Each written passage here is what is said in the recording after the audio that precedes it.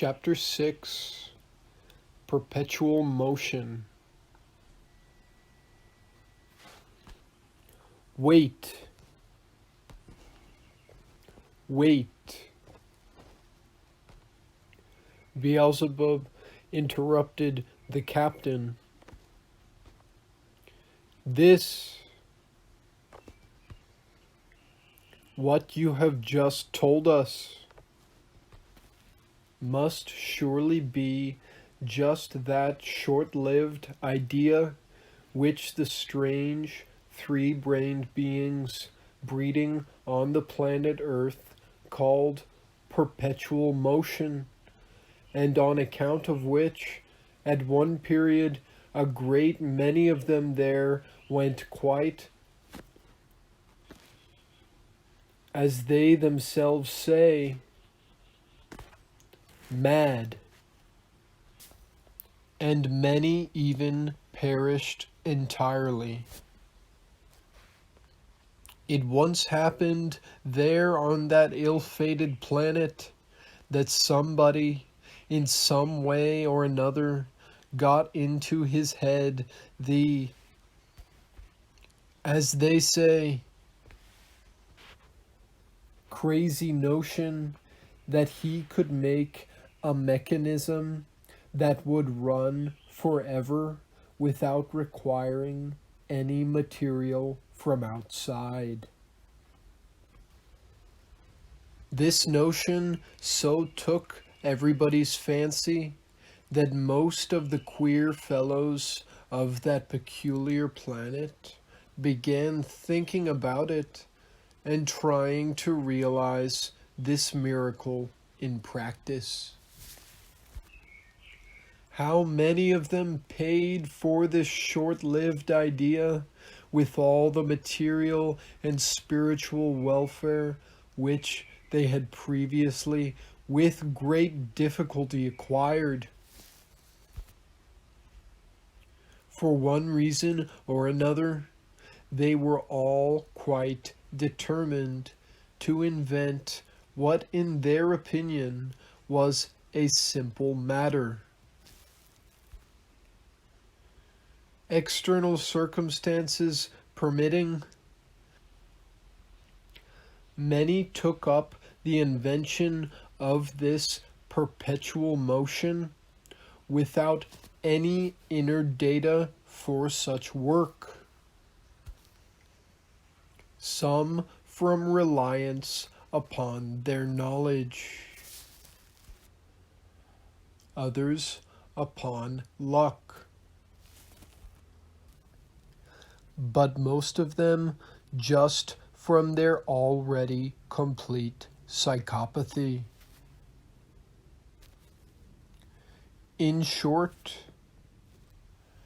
the invention of perpetual motion was,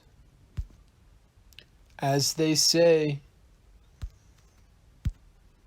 the rage. And every crank felt obliged to be interested in this question. I was once in one of the towns there where models of every kind and innumerable descriptions of proposed mechanisms for this perpetual motion were assembled. What wasn't there? What ingenious and complicated machines did I not see? In any single one of these mechanisms I saw there must have been more ideas and wiseacrings than in all the laws of world creation and world existence. I noted at the time that in these innumerable models and descriptions of proposed mechanisms, the idea of using what is called the force of weight predominated. And the idea of employing the force of weight they explained thus: a very complicated mechanism was to lift some weight, and this latter was then to fall, and by its fall set the whole mechanism in motion, which motion would again lift the weight, and so on, and so on.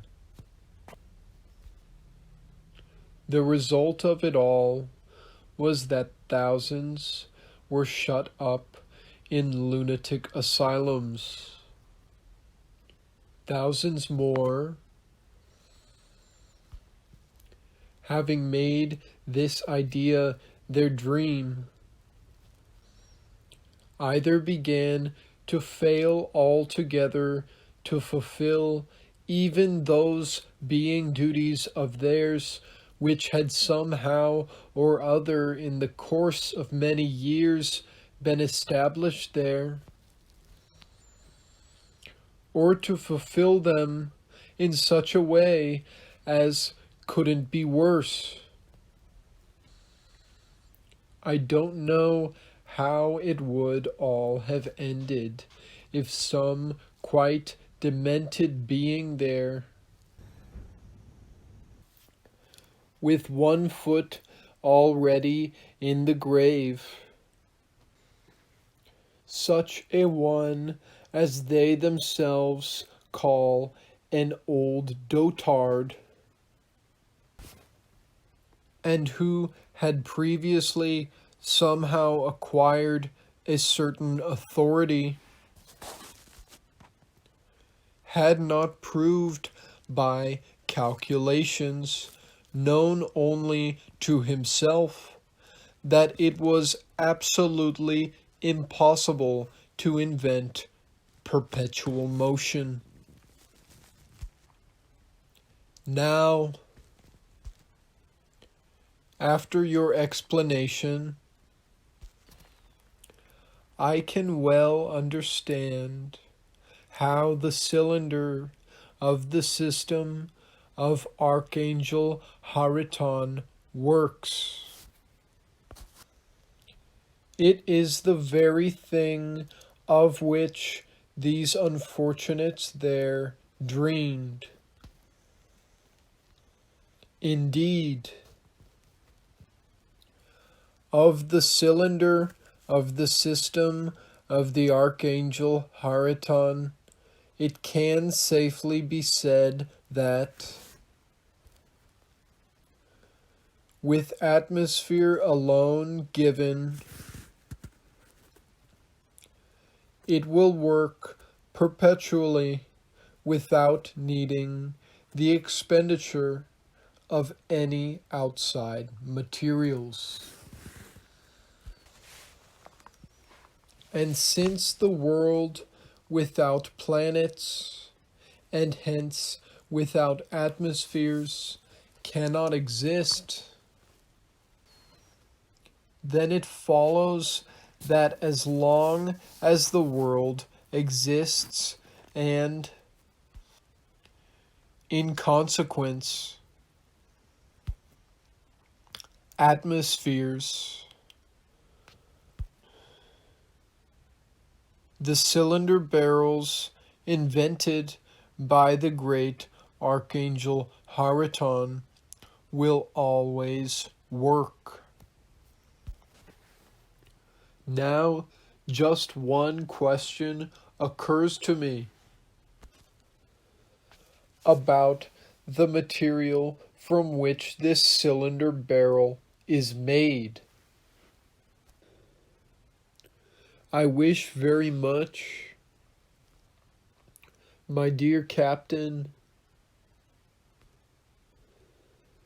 that you would roughly tell me what materials it is made of, and how long they can last.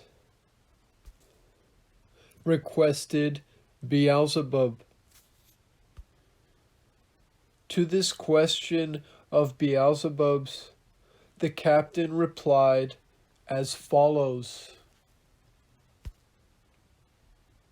Although the cylinder barrel does not last forever, it can certainly last a very long time. Its chief part is made of amber with platinum hoops, and the interior panels of the walls are made of anthracite, copper, and ivory, and a very strong mastic, unaffectable either by Peischakir or by Tainolair or by Salia coriapa, or even by the radiations of cosmic concentrations. But the other parts, the captain continued, both the exterior levers and the cogwheels must certainly be renewed from time to time. For though they are made of the strongest metal,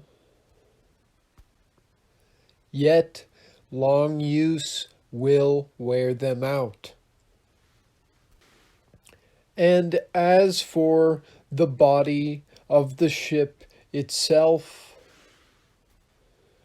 its long existence can certainly not be guaranteed.